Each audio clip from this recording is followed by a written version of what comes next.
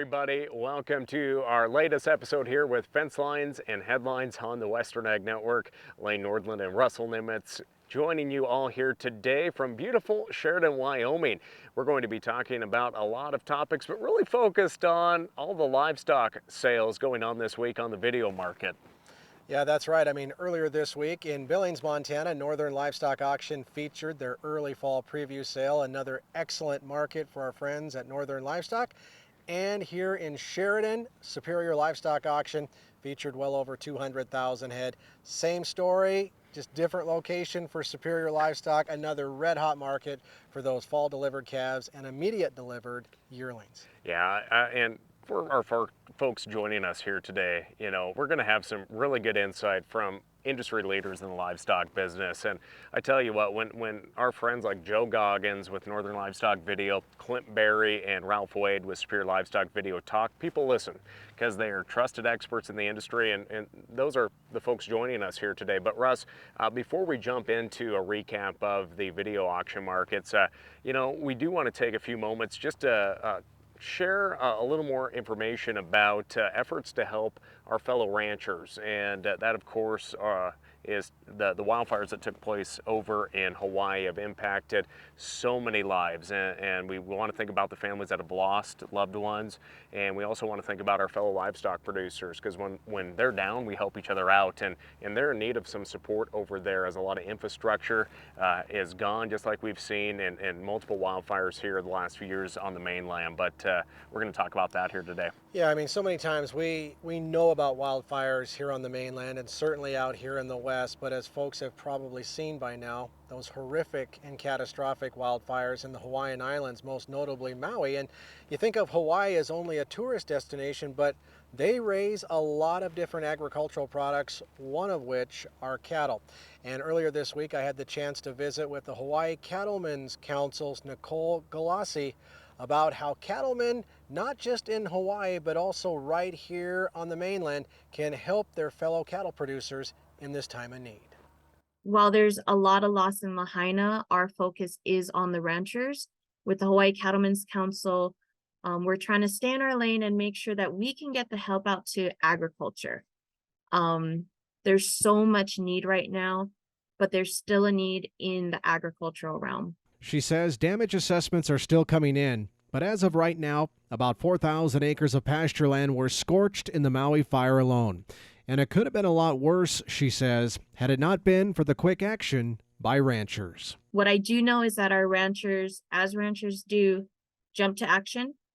They had dozers going, they had tractors going, they had their crews on these fires. Ranchers who weren't affected, I know we're helping the ranchers who were affected, either fighting fire or moving cattle to safer pastures. To help, the Hawaii Cattlemen's Council is coordinating assistance both in Hawaii and here in the mainland. Our foundation, our 501c3, the Hawaii Rangeland Stewardship Foundation, has set up a fund that you can easily donate to. You can either click on the link to donate, or you can send us a check. 100% of these funds will go directly to the ranchers on the ground. We will not be using any of it for administrative or overhead. It will go directly to the cause. And she says even in their time of need, ranchers are still thinking of all the others who are also impacted by Maui's devastating wildfires. The ranchers are never just thinking about themselves. There's a huge need for food. And ranchers can donate cattle, and we can make those beef donations. So there's two things that we're doing. One is supporting the ranchers directly to get back up on their feet. But then the other route is also making it easier for us to donate cattle so that we can get beef meals to the thousands and thousands of families that have been displaced from these wildfires. And for more information on how you can help or even donate to the Hawaii Cattlemen's Relief Fund for all those victims over there in Hawaii, and not just cattle producers, but really in a big, I'm getting too, okay. Here we come in 3, 2, and 1. And for more information on how to donate and support your fellow cattle producers in Hawaii, Just visit the Hawaii Cattlemen's Council's website. Stay with us. We'll have more on Fencelines and Headlines right after these messages from Ag Risk Advisors. Ready for a real PRF partner? He was willing to track us for a year and provide that data back to us for a year. That's a guy making a pretty big investment. At Ag Risk Advisors, this isn't our first rodeo. We are one of the most experienced in pasture rangeland forage. Honesty, commitment, trust. Many companies use these words. At Ag Risk Advisors, we earn them.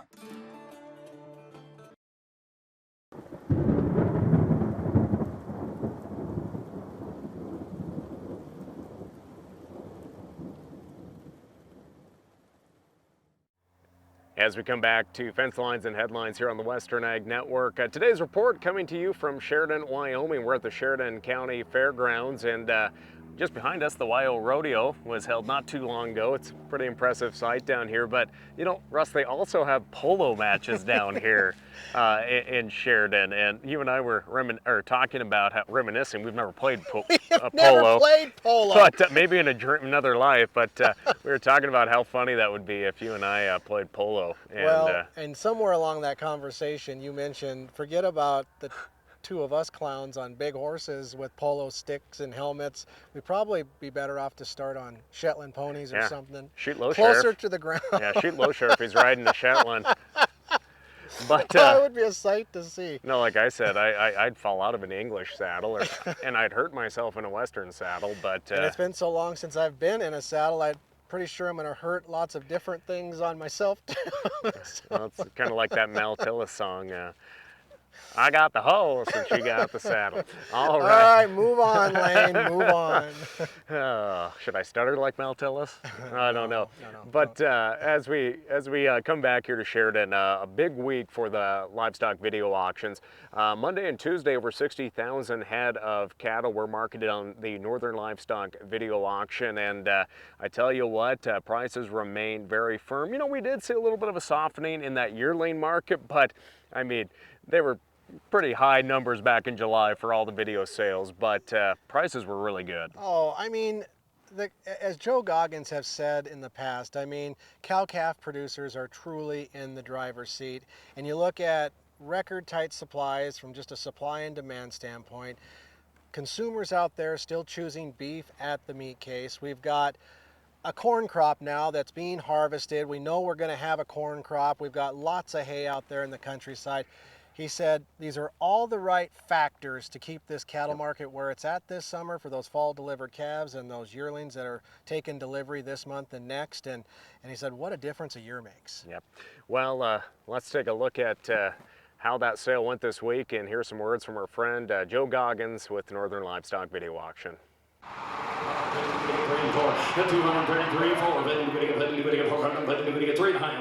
It's a big day.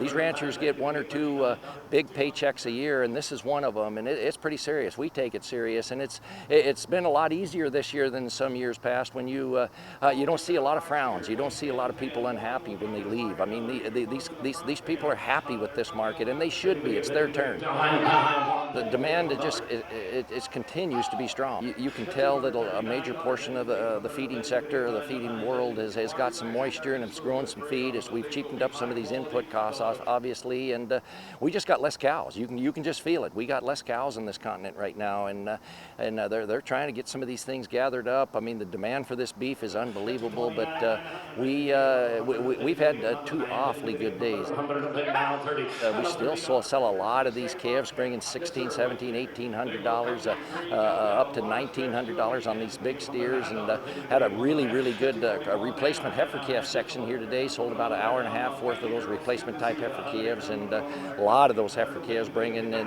mid 15s to 17 and a half, 18 and a half. These yearling cattle that have got some value added programs behind them definitely are fetching a real premium. The calves that are weaned, I mean, there's sure some real added value this year. First time time I've seen it probably in my career that up in this part of the world where these people that have went through the extra effort and the extra expense of weaning these calves, it sure added quite a little premium to them. I sold them 238.50. It's really evident the people that go the extra mile and get some big time genetics around them, irregardless of what breed they use, and but get a program behind them, get some consistency bred in these cattle, get some real performance bred in these cattle, and on top of that, when you can add some carcass merit with it, that's when these people really add and fetch a premium. But you can tell the folks within the feeding sector, the people that feed these cattle, they pay attention to genetics, and they know what cattle will perform not only behind the bunk but on the rail as well. 280 head of yearling steers, a base weight. It's so rewarding. We were talking about this morning, last fall, I remember after the drought and these people having to disperse these cows and watching these people walk out of a cow sale bawling because they didn't want to sell the cows, but they had to. And it's so much more gratifying in a market like this. And taking a look at some of those prices from the Northern Livestock video auction, the October delivery calves, that is in particular, we're seeing those 5 to 550 pound steer calves, really anywhere from $2.91 all the way up to $3.22, and we're going to continue to hear it. Those program cattle, those weaned calves, really bringing a premium here this year. Just something to think about if you're not doing that or maybe planning for next year. The 5.5 to 6 weights anywhere from $2.87 all the way up to $3.04, with the 6.5 to 6 3/4 weight steers $2.67 to $2.83. And you know, Russ, again, these prices remain so strong, and after years of drought and herd liquidation, it's just nice to see cow-calf guys back in that driver's seat and actually making a profit. Well, a profit, but there's still some input costs to pay. That's what I was going to say. I mean, we've been talking about how good it has been here in 2023, but for a lot of folks, they've needed this because these past couple of years have been awful tough, and if nothing else, it allows them to heal up just a little bit and hopefully stay in business for another year. Yep, and again, we just shared some of those results from the Northern Livestock video auction. We'll check in on how that Bighorn Classic went here in Sheridan for Superior Livestock Auction right after these words. When it comes to the beef business, there's no room for gray area.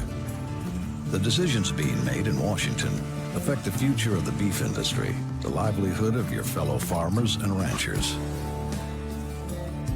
Your National Cattlemen's Beef Association knows there's what benefits cattlemen and there's what doesn't. Visit ncba.org to learn more. Welcome back to this latest edition of our Fence Lines and Headlines. Again, this time coming to you from Sheridan, Wyoming, where we had the chance to catch up with some of our friends at Superior Livestock Auction during this past week's Bighorn Classic sale. And Lane had the chance to visit with one of Superior Livestock Auction's representatives who calls Texas his home.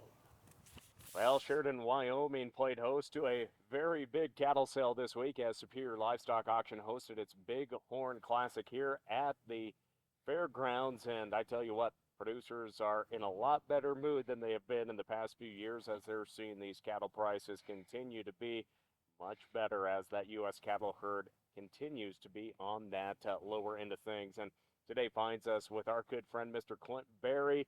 He is well known out across the countryside as one of the greatest in the game of being a livestock rep for Superior Livestock Auction. But Clint, I know you call Texas home, but yes, you market a lot of cattle in 17 states, I believe. Yes, sir.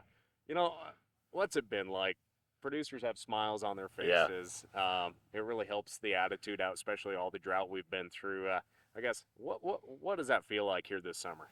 You know, and you touched on it in your opening statement there when we started this deal, but a good mood, a positive feeling, optimism. The leverage has switched to the producer side, and what's exciting, we don't get very many years like this in the cattle industry, and we gotta, you know, we have a lot of years where we have to be resilient and we have to suffer through things and do the best we can, and we all know that. That's what part of farming and ranching is all about.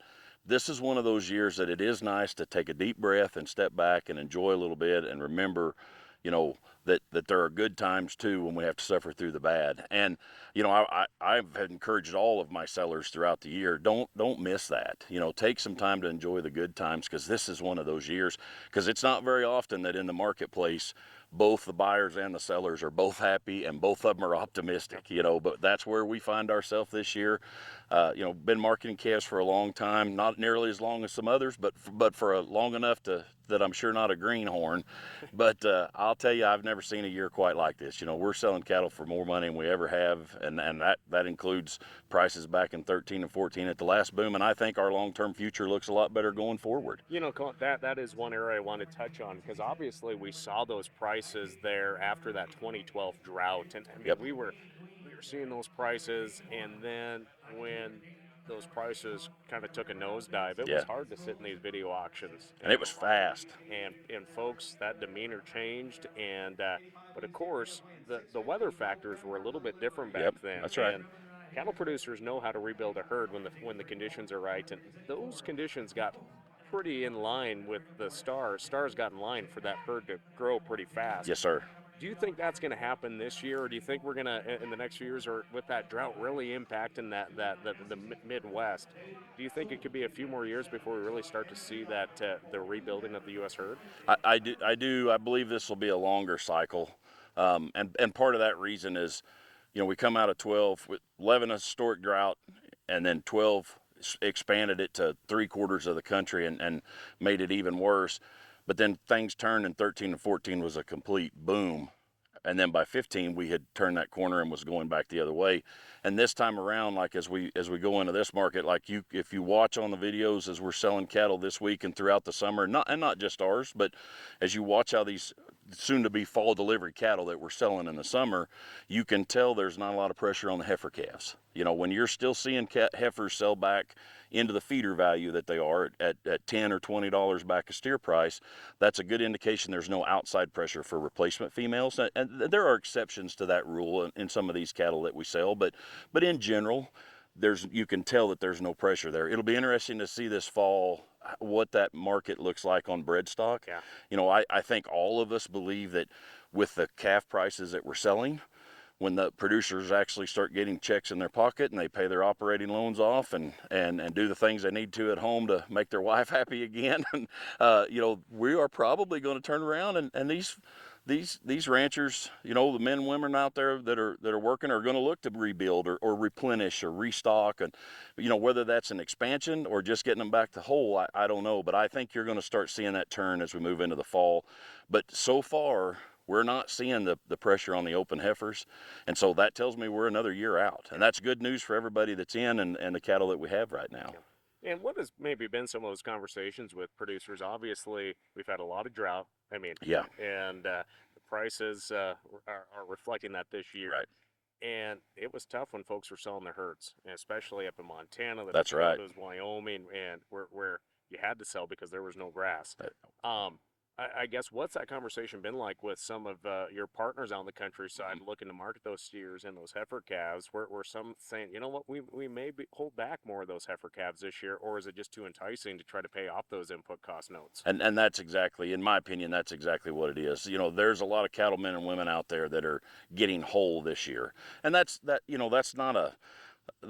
a new thing. I mean, traditionally speaking, that we all understand that. We all have to operate a business on top of our livelihoods.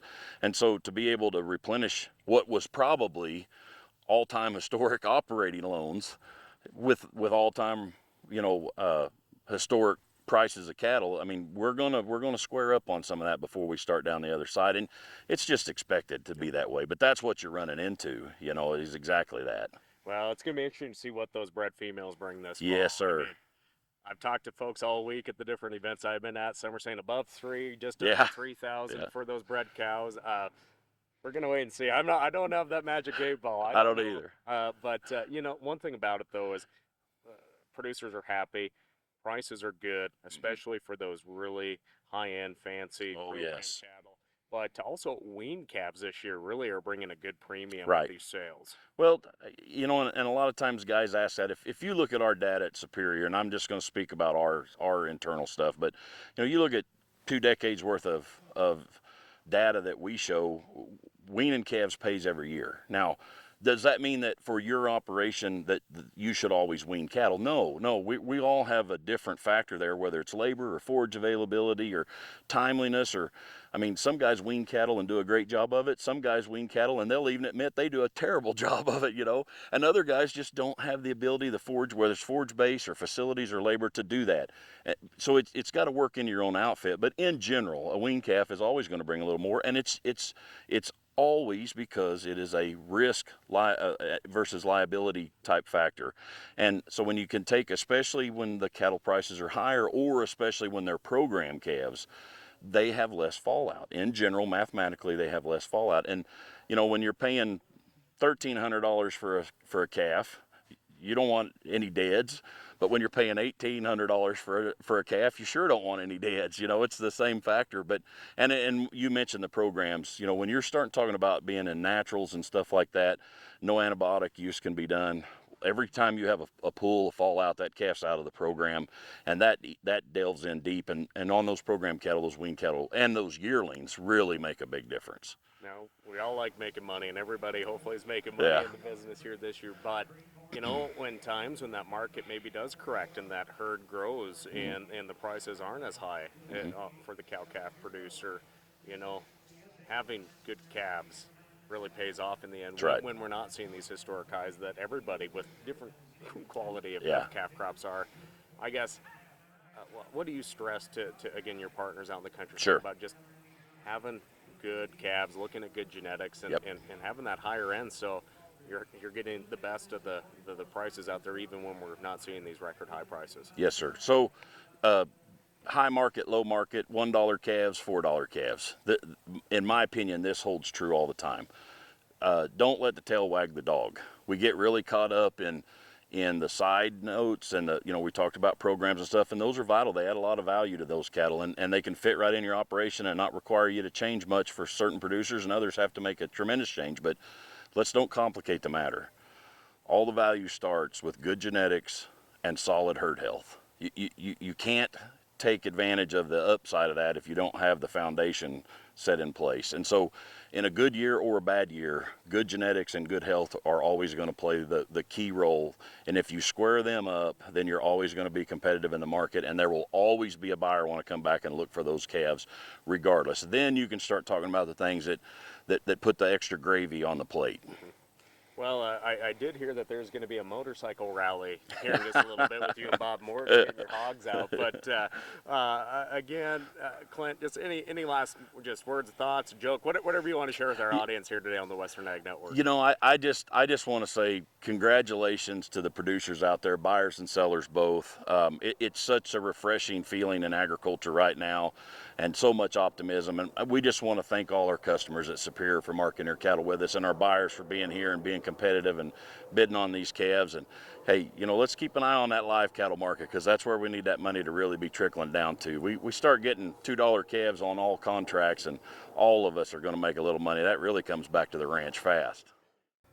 And taking a look at those prices from this week's Bighorn Classic sale hosted by Superior Livestock in Sheridan, Wyoming, those 5.5 to 590 weight steers, 274 to 318, 6 to 640 pound steers, 255 to 302, jumping up there to the 7 to 745 weights, 253 to 283. As for those heifers from right here in Western Ag Network Country, Region 2 that is, the 615 to 640 weights, 231 to 269, with the 660 to 680 weight heifers, 231 to 277. Now, of course, marketing cattle has changed quite a bit over the last few years, but Superior Livestock Auction has been at the forefront of utilizing all the modern technologies to market cattle across the nation. And Ralph Wade, former world champion livestock auctioneer, has been around since the founding of Superior Livestock Auction, and he has seen a lot of changes in the industry. And Russell Nimitz was able to catch up with Ralph and talk about these record high cattle prices, but just also how great it is to be able to have different ways to market cattle here in the 21st century. Well, it's been another busy week for our friends at Superior Livestock Auction, as this week they've sold over 200,000 head of cattle here in beautiful Sheridan, Wyoming. all part of their annual Bighorn Sale Classic. And of course, joining us right now is world champion livestock auctioneer Ralph Wade from Sulphur, Oklahoma. And Ralph, as we talk about this week's cattle market here on the foothills of the beautiful Bighorn Mountains, I mean, you've been doing this now since you were 12 years old. So you've sold a lot of cattle over your storied career. Have you ever seen a cattle market as red hot as this one? No, sir, I haven't. No, it's been unreal. I mean, and you know, everybody looks back to 2014, 15 when we had the run up there in the market, and then of course due to the packing house fire and some of those things that went on at that time, where we saw the market deteriorate, and then we come back this year and just I mean, with a phenomenal market, prices that we are exceeding what we did back in 2014 on about all classes of cattle. So it's been a great time. How long have you been riding for the brand for Superior Livestock Auction? Well, Superior Livestock actually started in January at the National Western Stock Show in '87, and in '87 along about October, November. And I don't really remember the date exactly, but Jim Odell gave me a call. He was the trail boss of Superior at that time, and actually it was his idea, and him and Buddy Jeffers, and they gave me a call and asked me if I would be interested, and I went down to Fort Worth and interviewed with them and got up and sold, and from that time on it's been history, and it's been a great ride. Where have some of your other stops been along your storied auctioneer career? Because we talked about Superior, and we're doing this program here in Sheridan, Wyoming, but you've sold cattle and livestock all over the high plains, haven't you? Well, even further further away than that. I actually started out in Mexico, Missouri, under the direction of a guy by the name of Ed Buckner, who was the first world champion livestock auctioneer. Won it back in 1962, and I pretty much what you would say, I guess, trained under Eddie, and he was, as I say, a world champion, a great auctioneer, and at Mexico, Missouri. At that time, it was actually way ahead of its time. It was the first ring scales. It was the first digital scales. I mean, a lot of the things that went on later on in the livestock marketing industry. And I sold there. I was there for about 9 years, and then I left and came to Colorado. And in Colorado, I started out there, met Bob Walker, and was at Brush, Colorado, and I sold at Brush, Colorado, and then I worked markets all over those areas.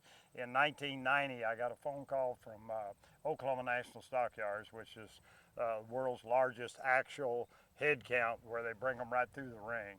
And they called me and wanted to know if I'd be interested. Again, I flew down there and interviewed with them and started selling for Oklahoma National Stockyards, and I was there for 17 years. And but during that time, in '87, I started selling. Of course, I already was selling for Superior at that time, and I've sold purebred sales. I worked for TV for Five Star Pictures at one time. Sold a lot of their stuff at auction. And I've had a great career at it. It sounds. I've sold white rhinos and elephants, and exotic animals. When the big exotic deal came around, I had the opportunity to work in that. And in fact, Jim Odell and I got in the ostrich business at one time. We were selling ostriches, so it's been a great career. It sounds like it's been flat amazing. Speaking of amazing, I mean, this part of the world, in your travels over your career, you're no stranger to Montana and Wyoming, and you were telling us before we started this interview, you used to run with a renegade named Chris Brookman. He's still part of the Superior family too. Oh yeah, Chris and I are great friends. We did. We covered a lot of ground. There was a lot of our tracks up there around the country, and we were up in Malta, Montana, and all through that country, and buying cows. This was back during the 70s and in the early 80s, well, all the way through the 80s. And actually, in early 80, we started a video in Wyoming. A guy by the name of Martin Sullivan, Ray Mader, who's with Superior today, Tony Schiffer, Chris Brookman, and I, started a video auction that we actually had one sale a year. We held it in Casper. We were in Cheyenne one time, I think, and but we had, and then at that time in '87, when Jim Odell gave us a call, or gave me a call, we went down visiting with them, and at that time all of that group came together with Superior, and we brought our video with theirs and made a part of it. So yeah, a lot of the guys that are with Superior now, that are reps up through this country, were cut their teeth with us. Absolutely.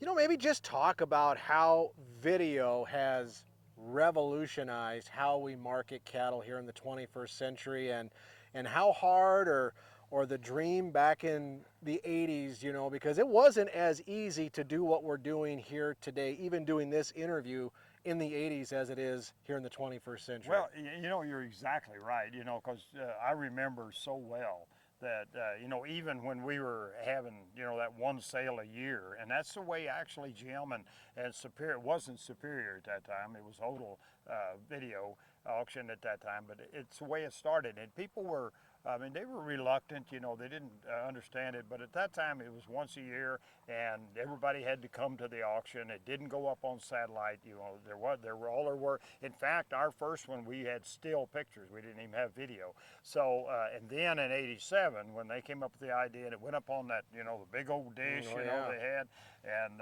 it started out, with that. It was a great thing. A lot of people, everybody was very skeptical. This won't work.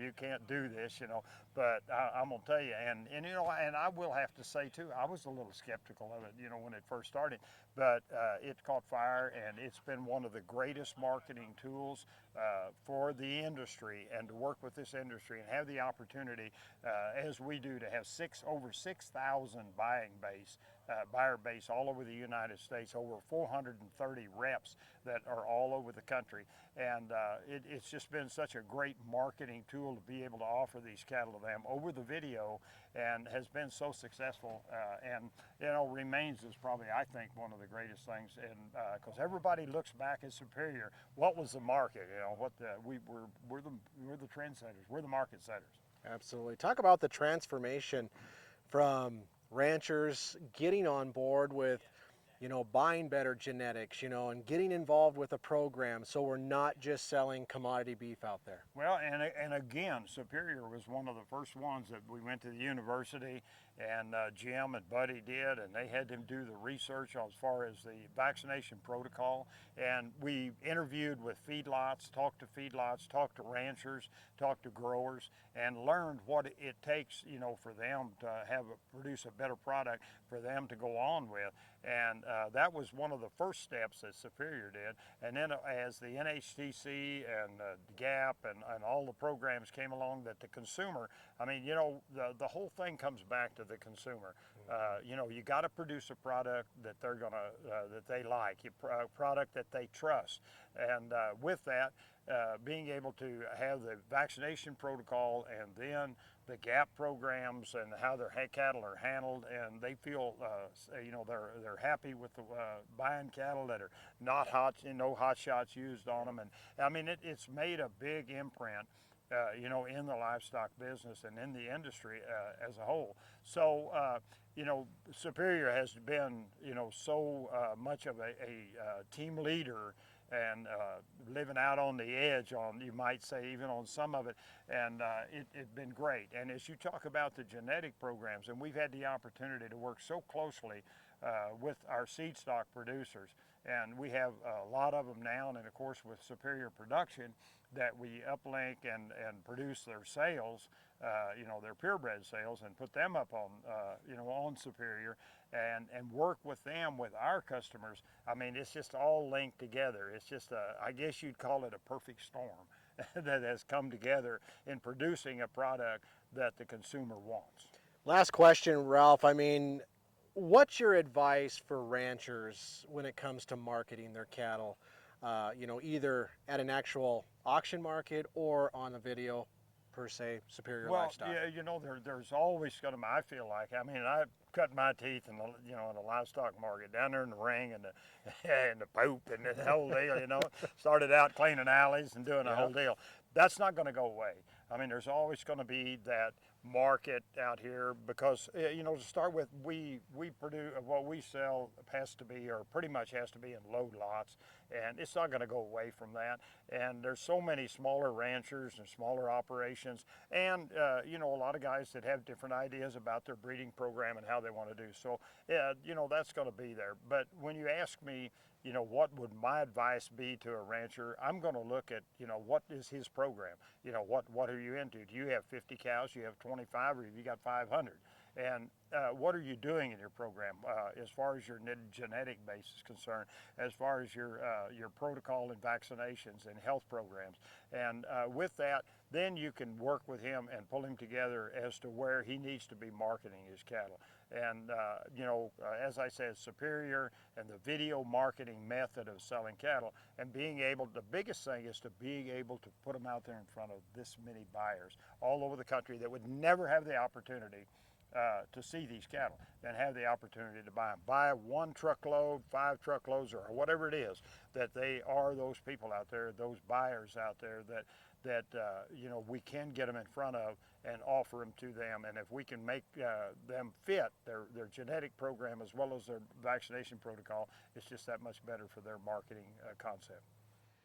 Well, Russ, I tell you what, again, as we said, a lot of smiles on producers' faces this week, and just a little more certainty about maybe paying a little bit of the banknotes off and helping producers make a go of it here in Sheridan. And again, very successful video auction season for Superior Livestock and their reps and their customers out across the countryside. You know, speaking of their reps, for more information about Superior, and of course to find a representative in your area, or even just to check out their upcoming auction schedule, which includes the big Labor Day sale, which is just around the corner, you can visit them online anytime at superiorlivestock.com. You know, Russ, conversations like these that we have on Western Ag Network, whether that's the radio or TV programs or our digital products, we just encourage folks to always visit us online at westernagnetwork.com. Subscribe to our YouTube channel as well. We're going to have more of these conversations from Sheridan and all the other top headlines on our upcoming Fencelines and Headlines segment, which airs every Sunday morning at 7:05 a.m.